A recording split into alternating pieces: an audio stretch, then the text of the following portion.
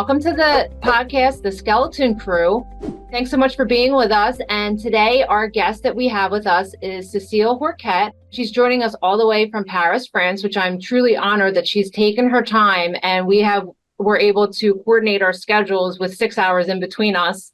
Cecile is working for a company called Gleamer AI. It is on the forefront of integrating artificial intelligence into the world of radiology, which will aid in the accuracy and the reading of different radiographs. So she's going to talk to us today about everything that has gone into making such a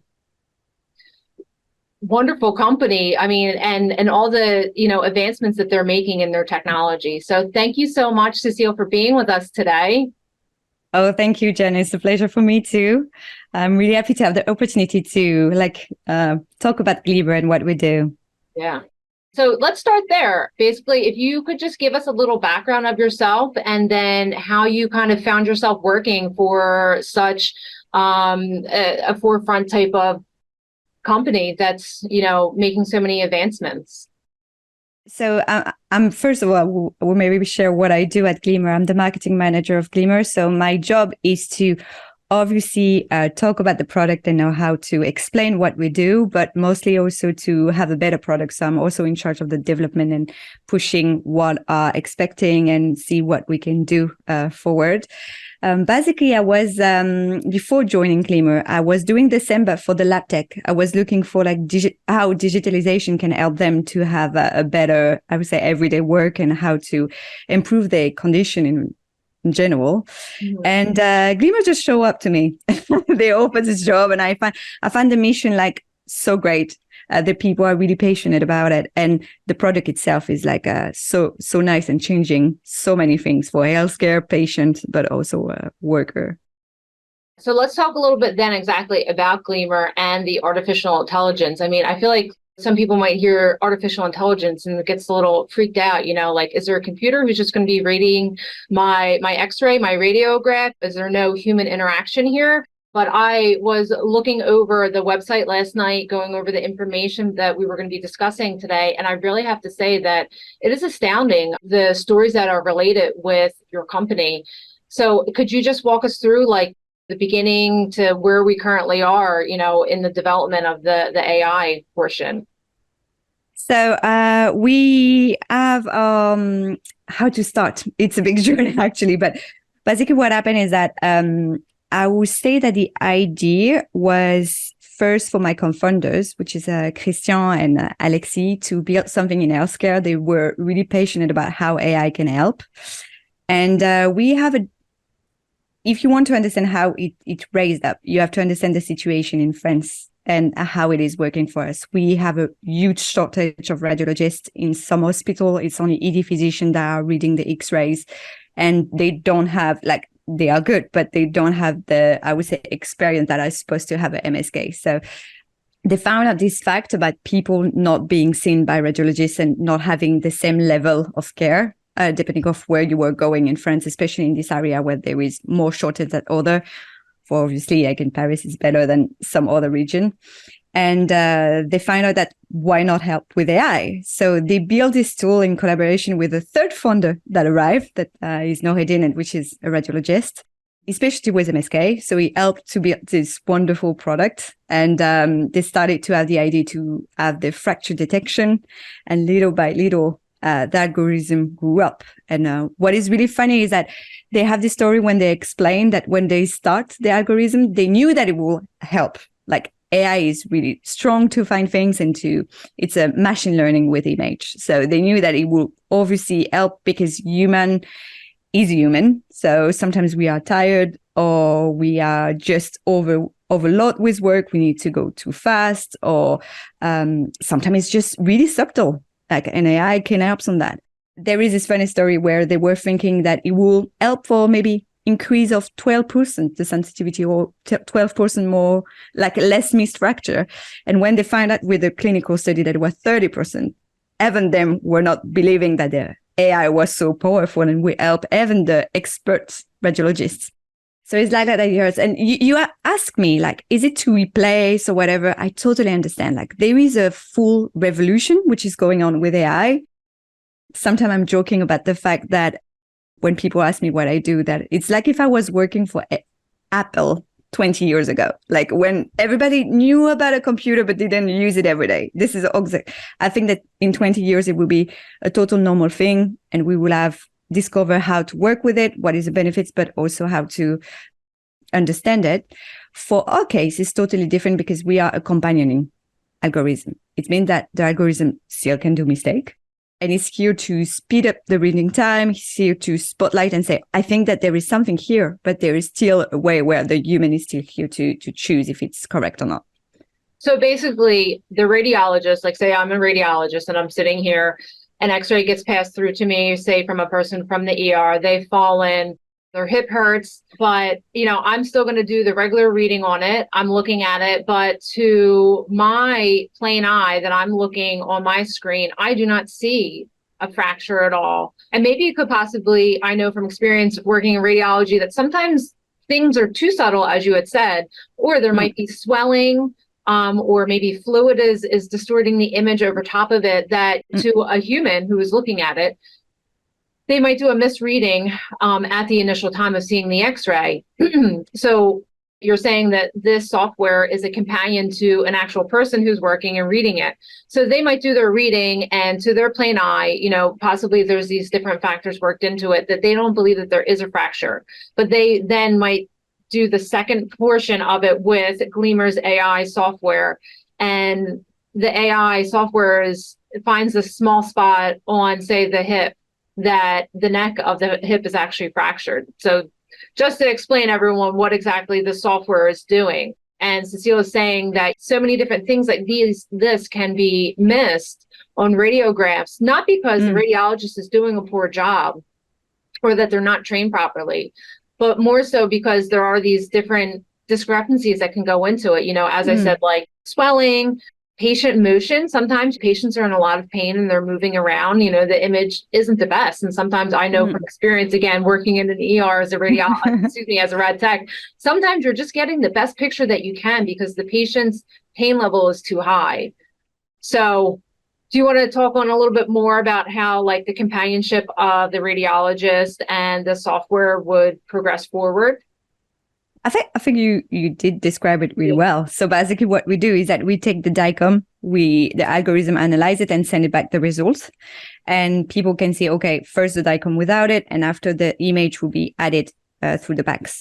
So it's an image process. So we take it and the algorithm learn patterns at the pixel, if we can say it like that. And it can, so as you say, we can maybe see if there is an effusion, like things that it learns that when there is this pattern, it means that is that. And to give you like some example, you talk about the hip, but for example, some people can be confused and thinking that is arthrosis, and in reality, no, it's a fracture. It's exactly in this type of cases that the algorithm can help when they say, I think that there is something, but I can't really see it properly. But it's like a companion. You feel like more reassured. Something can help to just spot something that you didn't. So for example, for kids, we have been FDA approved for kids. Like they can explain like my pain is here and in reality is more at the end of the metatarsal or things like that. It really helps to win time to spot on things that is hard for kids or old people. Also have a tendency to have like problem to describe where is the pain. And it's exactly that. It's just to win time to reinforce things that people can see, and to also like help to just see also the negative part, which means that in terms of throughput, you started to go to the subject is really interesting because you will have a triage aspect also of the algorithm where normally like 70% of your patients are normal. Luckily, I hope. Obviously, if you're working in ER, maybe you have but it's what we say as a natural prevalence. So it's also interesting to see that this 70% of person will be seen as negative, and you can save time about knowing and discharge them. So when you know that a patient which is here has a cost also for the health system, is really important to speed up, to have a better treatment of the patient that needs a care right now. Right. So after you will have the second aspect that the people that are unfortunately positive for them, they had a bad day. It's also about like treating them better, do not missing them, which is important. Right. And I know that sometimes we can also say, okay, for things that are doubtful, for example, it also helps you to be like, okay, this person, I can maybe redo a radio and also win time in the process. Right. Let's touch on, so you have the bone view trauma AI software, but I found particularly really interesting was the chest view AI.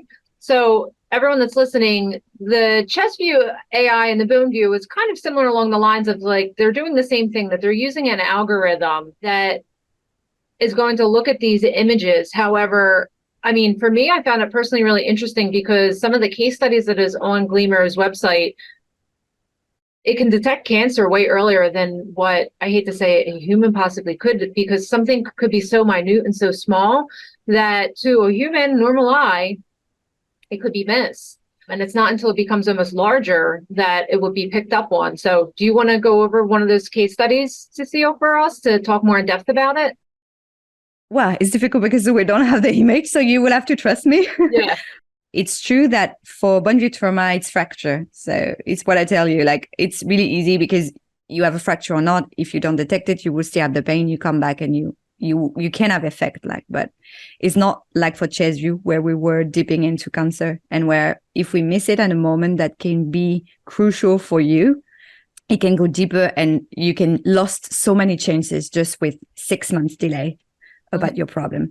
Right. And where the AI can help is basically, first of all, for location that are not that easy. So behind the shoulder, where sometimes with fatigue or whatever, you will not see all the nodules that you can spot. But there is also the fact that sometimes you don't have only one nodule. And we can see that with multiple findings, no matter which AI tool we are talking, the AI is helping a lot because you have the bias of satisfaction. Like you think that you find one, you check this one, and in reality, you had another one that was the myelin one. So it's in this type. And unfortunately for us, it happens sometimes that when we install the tool, they are like, you just need one nodule that should have been missed for people to really trust the algorithm. Right. And sometimes they're like, can you try a old, like, for example, this case study is exactly that. Someone that was missed, the person come back after and it's too late or it's already way advanced. It happens to us, like I would say, three times a year that people are actually asking us like, oh, can you check this old file that I have? Because I'm wondering if we would have done differently. And it's pretty rare that it's not positive, actually, that the algorithm doesn't spot it. And sometimes we don't know. They were tired, like human like mistakes can happen every day. And it's exactly what we try to avoid. It's exactly like what we say, the safety net. It's like that. You should see it in general. Mm-hmm. Actually, to talk about that, is there a discrepancy possibility ratio for the AI software? Does it ever highlight something that they think might possibly be abnormal and it's not abnormal? Oh, yeah, it can happen. Like we did a huge clinical study that win the Margulis Awards last year, which was like tremendous for us. Uh-huh. And we show that the algorithm can get wrong. It happens. Why? Because as you said, we can have artifact, for example. It's still a process of image. It's for that human will always be in the center of the decision. Okay. Like even some algorithm tried to, I would say, automate like the reading. And in reality, they do it only for 30%, where it's maybe 70% of them that they are normal. Because the AI can see plenty of things. Well, after it depends on the quality, but this is actually our job to make it as precise as possible. Right. But it's here that you have to see, first of all, there is a number of findings that you are trying to screen. It has to be targeted.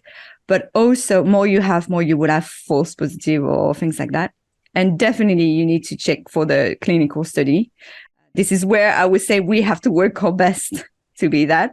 And I think we need to be honest with that, like with the fact that, yes, AI can do false negative, false positive. It's our job to don't do them, like to make it better and better.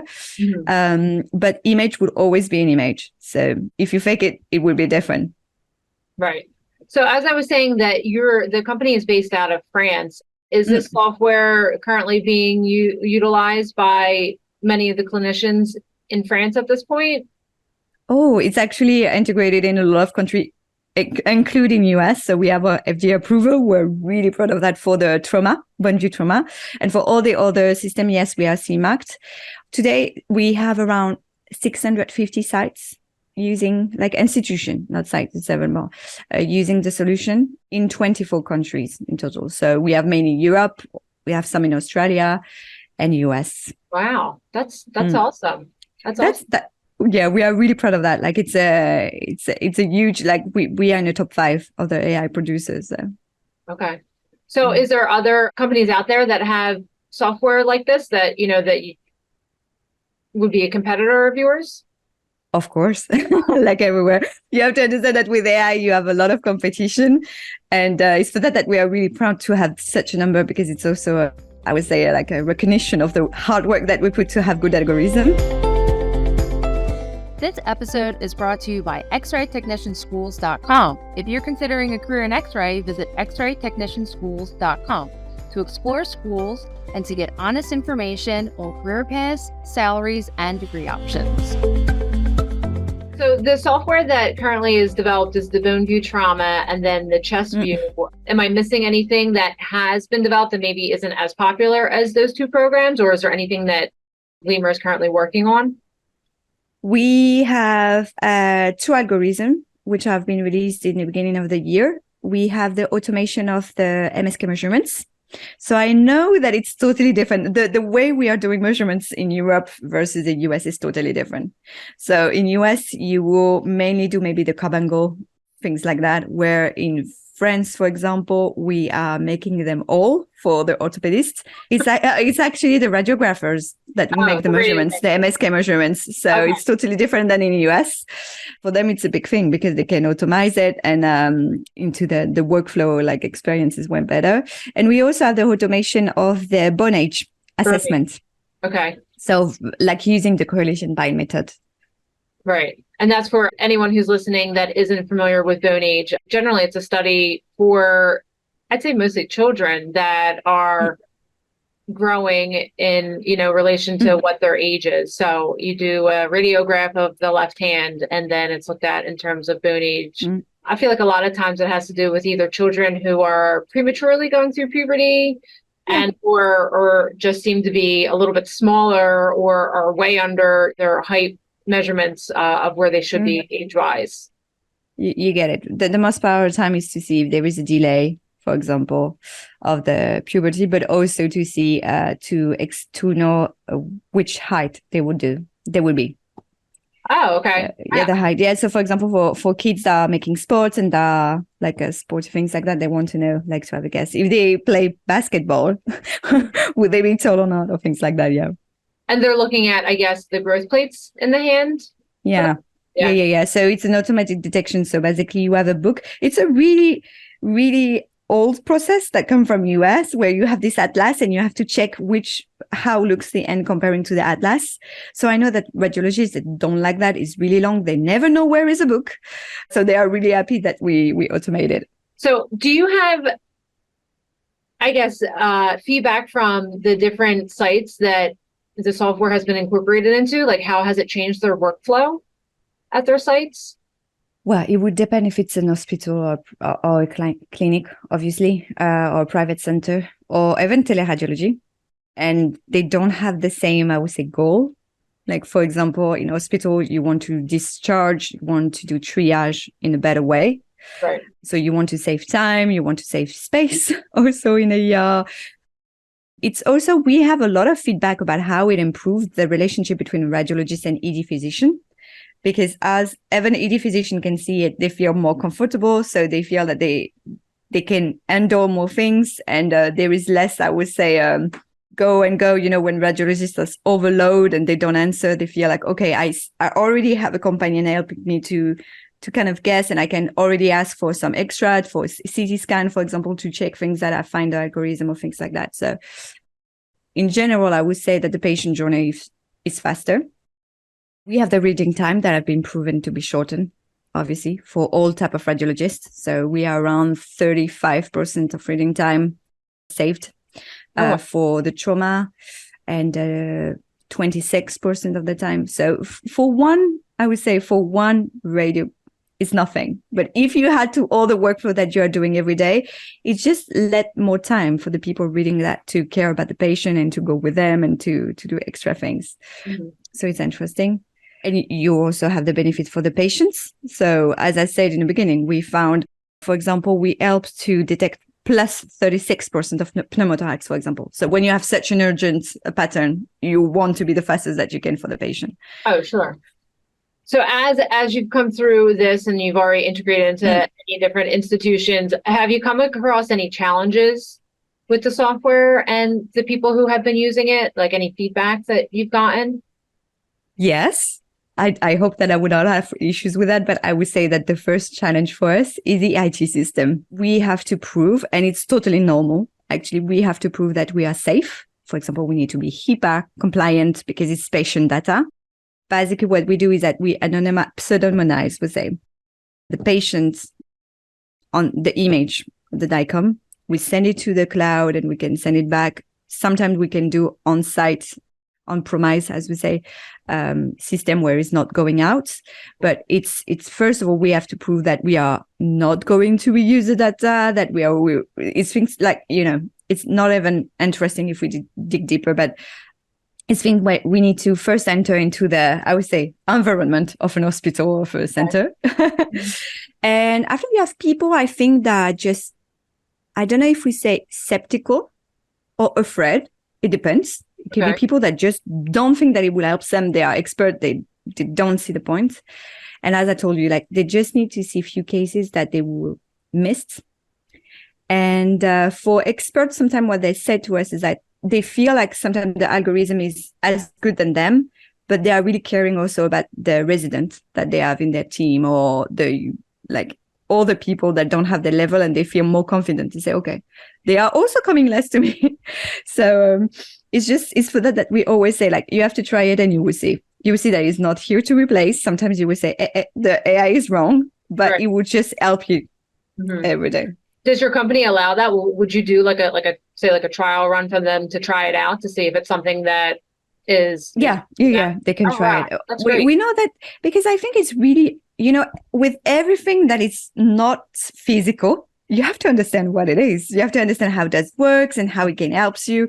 So it's totally normal to do this type of thing. Mm-hmm. All right. So let's lean into the radiographers. So people, I guess, as myself, and how I said I wasn't even aware of this software out there, which I feel really kind of silly about. Do you think it's something that maybe the radiographer should be made aware of that are within these, institutions and or systems that is using technology like this? It's true that if you look at the AI available, some radiographers have been left behind a little bit because your daily job doesn't need necessarily. So there is AI that detect, for example, the left and the right for you, or that would tell you the quality, for example. But I would say that what can be interesting in our case is that when you have a patient in front of you, if you wait 1 minute, because it's not more than 1 minute to have the results, the patient is in front of you and you receive the results. Just the fact that you have the patient with you, that you can go to the patient and say, is the pain here? It can be so helpful. We will all win time. And also, I think that the radiographer can maybe thinks, okay, I'm going to take a second thing, like just the patient is here. So maybe I need to take a second acquisition to be sure. And like that the radiologist will have everything. What I like about AI is that it's giving more responsibility, or maybe like a better way. And there is this study showing about AI teach people, and about it makes them even better to detect or to make an informed decision. Maybe you need to ask to your boss if you're interested about, if I had it, we will all save time and I will have maybe more responsibility. It would be nice for me.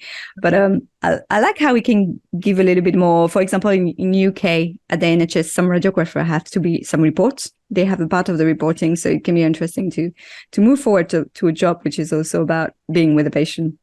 Right. I mean, it's definitely helpful. I could see it being helpful for radiographers in, say, like the emergency room situation, because, patient might have pain at their knee, but maybe it's actually radiating down from their leg. A lot of times, I mean, I've experienced it that you might try to keep your collimation open. I know that we're taught as radiographers, to collimate down, keep it nice and tight because of radiation. But sometimes if you know that their pain is somewhere more in the middle of the leg, you might keep it open. Then, all of a sudden, you might see a fracture there. So, I mean, it reduces time, like you said, because you're going to pick patients up, bring them back, and you're doing multiple studies. So to have that information available is definitely great. So would you find that it's kind of user-friendly, this technology for the radiographer, or excuse me, the radiologist, not radiographers, the radiologists that are using it? So as I told you, it's totally fully integrated into the PACS. So we don't have to have another things. You just have an access and you can check, and it's maybe 1 minute, or if your system is really, really slow, 3 minutes maximum. Okay. So it depends maybe of the, I would say, manufacturer that you will use. But for example, us, we really try to have a design. It's really one of our differentiate factor. We have a head of design on board, for example, which is working about making it clear if you're colorblind, or we really try to make something like when you open, it pops up. So it's yellow when it's positive, it's blue when it's negative, something that will not like get you tired. And we really try to do something which is easy to understand and straightforward. And this is also for that we are winning time, is that we are pushing boundaries of design to really have the information in one look. All right. So the institutions or health systems that are using this, it's used on every single radiograph that's coming across. So any X-ray that they're reading is automatically being used on. So they don't have to, stop and enter the patient's information and the accession number and, and then send it over to somewhere different. It's just automatically fully automated. Yeah. That's great. That's great. I mean, it's a time saver right there. Definitely probably a selling point in terms of the software, because to do an extra step, such as what I just said, I mean, it might only take like 30 seconds, but if you have a large workflow that you're already looking at, that extra 30 seconds is actually a big deal. I hate to say it. Yeah. It's what we had a lot of for the ED physicians. So for example, they told us like the fact that you are just into my workflow, it's making the differences because I have no time. Like I don't want to connect to check in a platform. I don't want to have to send anything. This is really where we had to be like to find the best way to integrate without being an extra tool or things like that. It's exactly what we don't want anymore. We don't want, an extra app or things like that. Yes. As we were saying, that there's a few other companies that are, within the United States and possibly over in Europe as well that are developing AI software like this. What would you say makes Gleamer stand apart from them?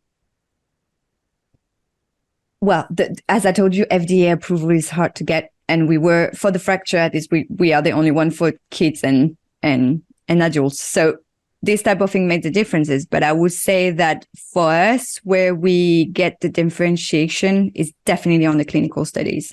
Today, we have 9 papers. Some of them have been all of them are in really nice peer group. We had 2 papers in radiology, and it's really where we always work really hard. It's to prove what we do, but also with really strict design. Like it's for that I told you just before, like we win the Margulis, and we were like working with a Boston University where you had like high professor with that were really strict, but I think it's a design of the study that also plays, is that we really work on that. Okay, you think that we have a data set where we should 50-50? Okay, let's do it with data of 70 center for 3 months and do it with a natural one.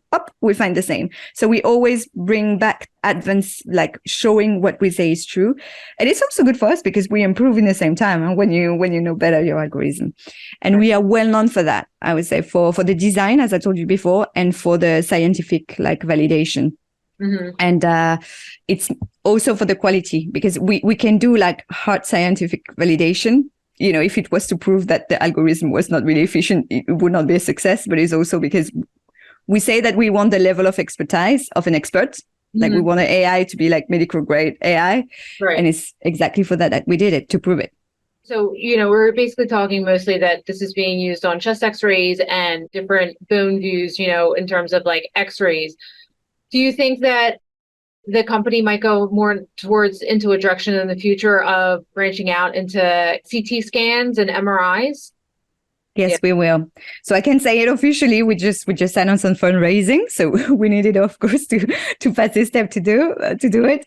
But we are almost done, I would say, with the X-ray family. So it was really our heart of expertise, and we are really happy with what we did. But we are going to continue in mammography first, because it's something that was important for us to Unfortunately, I think that women health is sometimes a little bit left behind, even if there is good AI into that. But it was something that I'm really thrilled to go to. And we are going to do oncology for a scan. It will be the first step. Okay.